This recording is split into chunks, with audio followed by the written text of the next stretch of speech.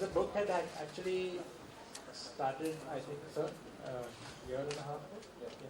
When Sir had actually met him and discussed it, and after that, I think they decided that I'm fit to write the book, which was a big. It was a big opportunity for me, but it also recall those small episodes that you went through while you were writing this book, or when you were going through in US and in India. First things first, when we decided that this is going to be documented in this book, I thought it's going to be an extremely painful journey to relive all of that once again. In some ways, moments brought about feelings of nostalgia, because, like Bilal said, the book is not just about the episode of cancer. It's about retracing my family and how I was in college, school, my grandmother, my father, everyone, family. But apart from that, I think it was very therapeutic. It's like counseling. There are feelings that are there. You've been through them. They're painful, but the moment you talk about them or you pen them down, it just finds some kind of closure. So I think this book really, when I went through reading it at one stretch, once it was done, it again was extremely therapeutic to know that the worst is behind us, and fascinating because we as a family unit could actually get through this and we could fight this disease. And it takes me back to the first day, the hope with which we started off, where Parveen and me held back our tears because we couldn't in front of him. We had to show and we be this, come from a place of strength and told ourselves that we're going to get through this and we're going to make sure nothing happens to our son. So it's just a feeling of accomplishment. Everyone felt that, my family, friends, everyone when they read the book. What about those stories of your, when you were climbing the ladder of success, becoming a star? For example, those stories about you, kissing a heroine and coming home and seeing a sulking wife. So what about those stories? Do you feel bad about it?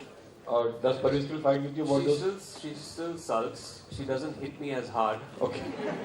Yeah, earlier it used to be with a bat. Okay. Now it's just with the hand. So she's kind of tamed down over the years. But do you still bribe her with that jewelry? Piece of jewelry you have to give every time you kiss her? Bags. Bags. I always buy her bags. Okay. For every kiss, for every film. So she's got a cupboard full of bags. There's one cupboard dedicated to bags. Yes. So after Azhar, after kissing this fuckery so many times? No, as many times. Okay. Bag is only once. Only one? Yeah. We had a barter deal. That way, I told her, वैसा कंगाल हो जाऊंगा मैं. Okay. हर चीज का पैसा मत लेना, फिल्म का पैसा ले लो और बैग खरीद लो उसका. So, are there more such stories which you have not disclosed in this book and just kept to yourself, which you will reveal some other time? Hussain, this takes me back to a discussion we had in my van a month back, where I thought you were joking, but you were actually serious. He said that Hussain actually came up and said, Emraan, this book is doing so well. I'm greedy. I want to tell you to write another book. I was like, I have no experience to share right now. Just share this the biggest experience of my life. And now Hussain will tell you first the title of the book that he wanted me to write now. Please tell them the title of the book. Let's keep it secret, Emraan. We'll do it when we do it. Or just at least tell them what it's about. Okay, you tell. You go ahead and do this. I didn't tell the title, no? Title bata do.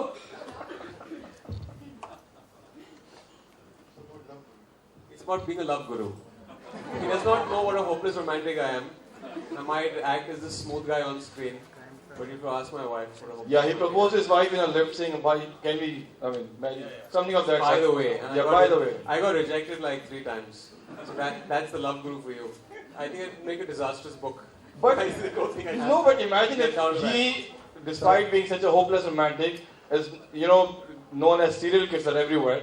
And those movies where he has not kissed has been a miserable flop. For example, Shanghai. What other movies were there? Thankfully, some films where I have not kissed also have flopped. So, which I've kissed also have flopped. Okay. So, there's the equation got balanced over there. And I'm not writing that book, sir. That's okay.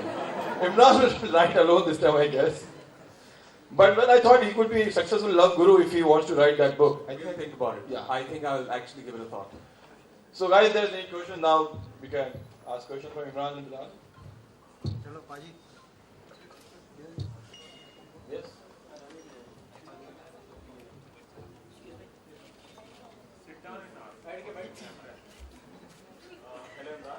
Hi.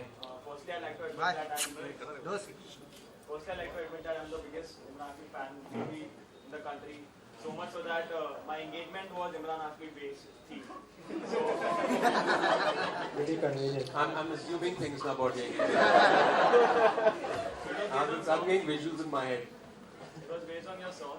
So Okay. I'll stick to the That's good. theme of this event.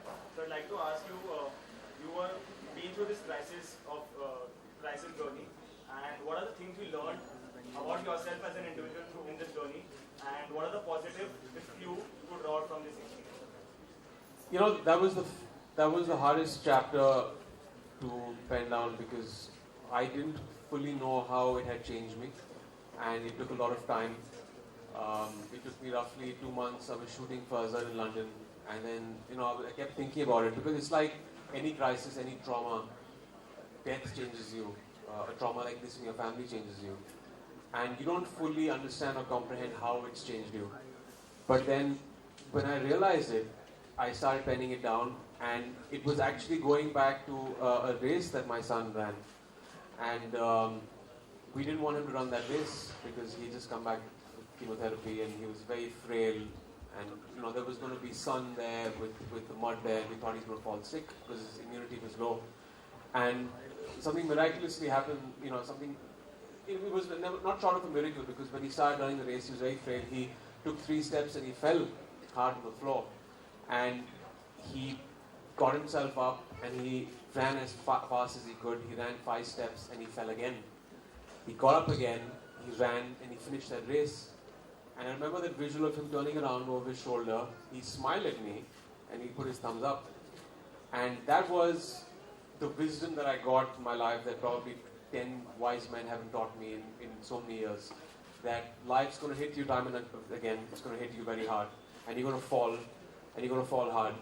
And however shaky your feet, you must get up and roll with the punches. And that's something a 5-year-old taught me. And that gave me perspective to life and made me feel that personal issues, professional issues are so trivial.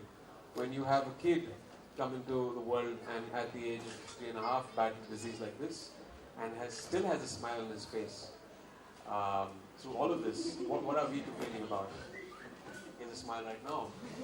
So he's a rock star. So this is what's changed me. This is what gives me perspective to keep moving on and have a sense of optimism. Responsibility is one, because I find myself as being a very irresponsible person. I try to take on responsibility as much as I can. Having a son has changed that. That has given me a certain responsibility to act and behave in a way that he would aspire to be someone like me and be a role model for him. So that, to a certain extent, has brought in a kind of responsible part of me through this. I don't know what he's doing right now. I think he's changing the time. Yeah. Yes, ma'am. Yeah. Yeah.